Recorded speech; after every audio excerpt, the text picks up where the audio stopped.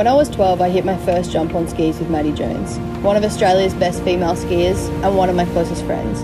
I never imagined that 4 years later, I'd be chasing down the Winter Olympics or a World Cup spot.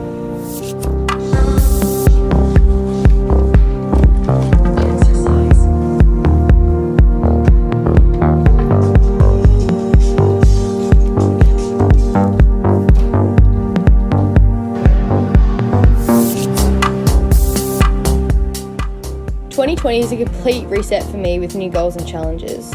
It's been 7 months since my injury in Cadrona and I'm feeling strong and confident. The Freeskis in front of me are so good though. They've lived on my walls as posters for decades now.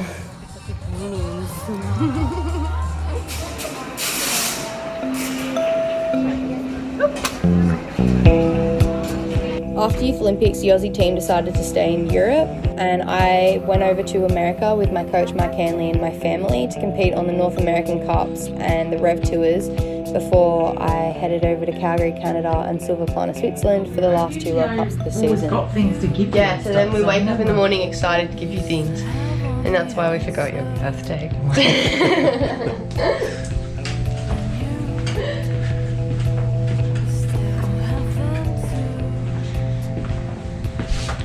Rennie.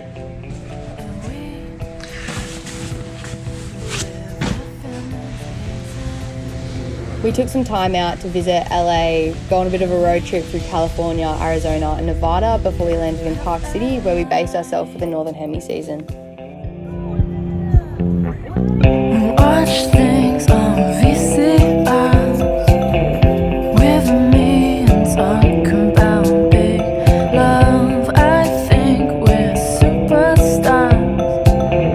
You say you think we are the best thing, but you just know, you just do.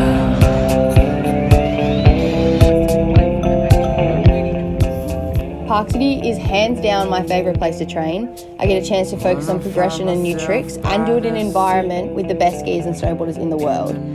I remember my first day in Park City 3 years ago and watching Alex Hall, Nick Gepper, Devin Logan, all of these skiers that I'd looked up to growing up and watching them train in a way that I'd never seen someone train at such a competitive level before. And it gave me a greater insight on what it takes to be one of these athletes. Let's go skiing! And 3 years down the line, I'm still training at Park City and I still call it my home of the Northern Hemisphere.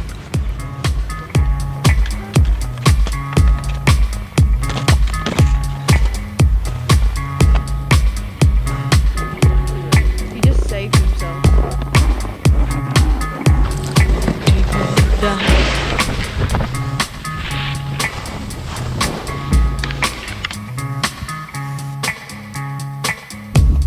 It's everywhere I look, from Las Vegas to right here, under your dresser, right by your ear.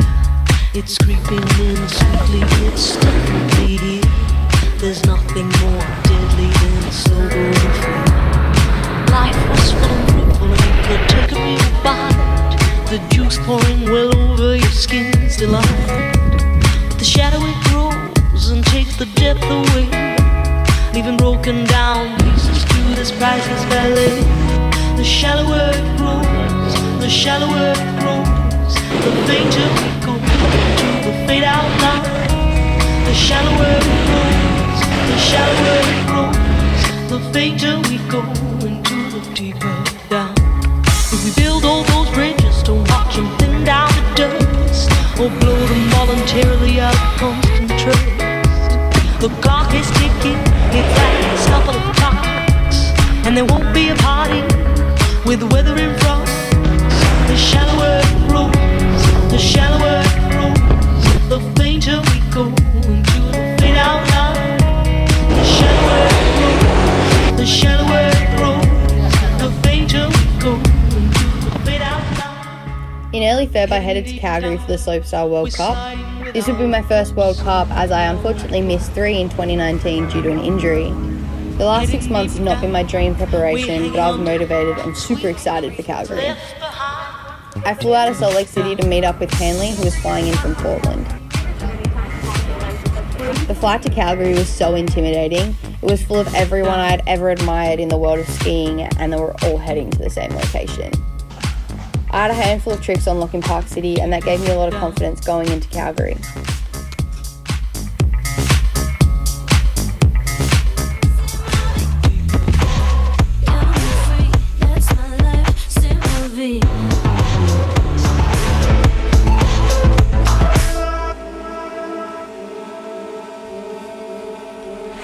World Cup is hard. The courses were super technical, the girls are fierce, and competing at that level takes a lot of commitment.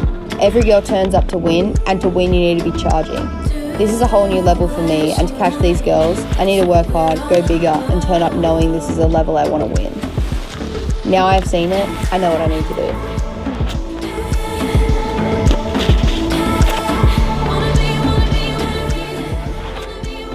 Having Hanley by my side was a game changer. He takes a wealth of knowledge into events like this. He quickly helped me open my eyes to a standard that I need to be at to be competitive and world class. I have a lot of work to do, but I'm ready for that.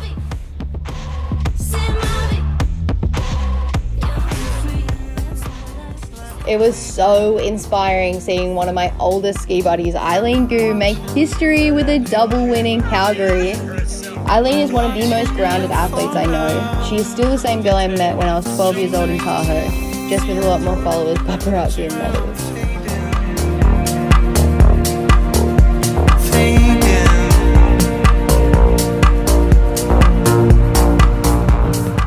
Got slopestyle rev tour on today, Ollie's and final.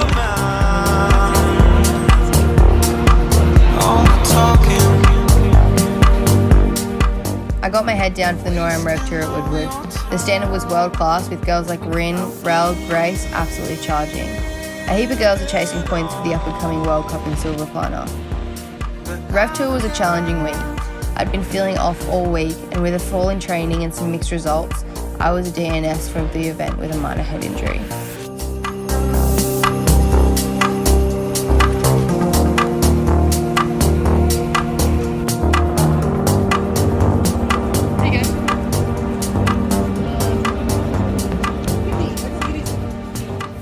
Before flying out to Zurich for the Silver Plana World Cup, Hanley dropped into Woodwood Park City, and we spent the next 10 days training with my brother Kai and Peter Rach. With a few podiums in A&C Cups and a finals at Youth Olympics, I had planned for much better results this year. Still, my skiing has improved, and I've been working on new takeoffs, new grabs, spins and variations, and felt confident with the experience of Calgary behind me. I was stoked for my next World Cup in Switzerland. Just do it, Mum. You won't eat it. I don't want to eat the honey. Kai, do it again. No, why am I For you. 3, 2, 1, go. 3, 2, 1, 6. Do it again.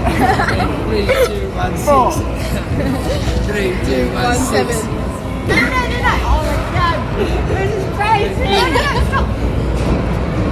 You did it wrong? No, you guys did it wrong. Jack and Steve. Yeah. That's a 9 in 10 chance. 1 in 10. Right, Kai, you. 3, 2, 1, 10. Oh, yeah. 3, 2, 1,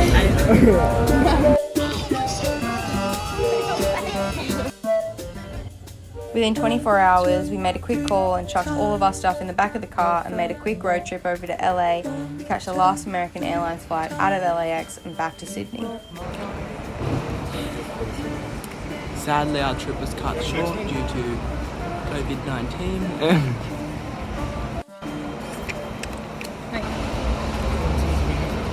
I find it a hindrance, not help. Don't touch your face. Don't touch. Language, fiery feelings, feed them with anguish. I'd set myself some big goals this year, chasing down World Cups, but more importantly, chasing down a plan that would help me improve, get better, and compete with the girls in front of me. I'm not sure where 2020 is heading, but I do know I'm still in control of my choices and the path we are on. As Axel said, in sport, as in life, you're exposed to strengths and weaknesses. If we're willing to work on them and not afraid to show it to others, we can pretty much achieve anything. The question for me is, what does your anything look like? All these things, why all these things, why all these things, why all these things, why all these things.